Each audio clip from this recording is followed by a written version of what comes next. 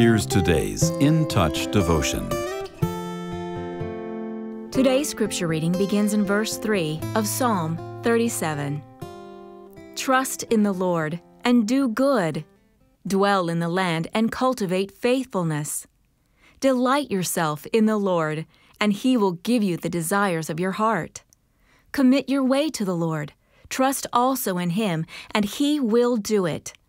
He will bring forth your righteousness as the light, and your judgment as the noonday. God's blessings are so rich and abundant that those of us who are believers must guard against loving Him merely for what He gives us. He Himself is to be the greatest passion of our life. And if this is true of us, then we will prioritize Him over possessions, vocation, and even other relationships.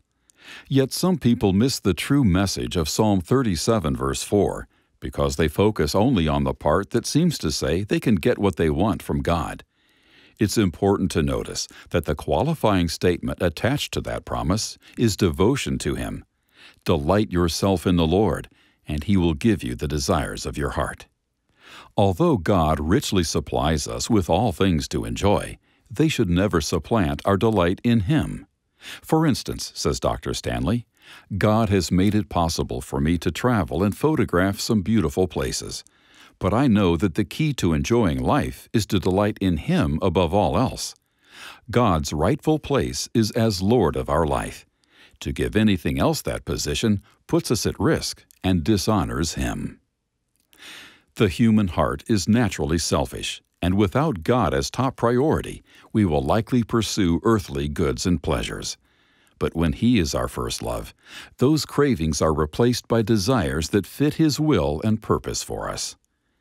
Although David faced great tragedy and heartache, he understood that a heart devoted to the Lord also knows delight and blessing.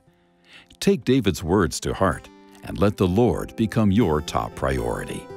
You'll discover that knowing Him is your greatest delight.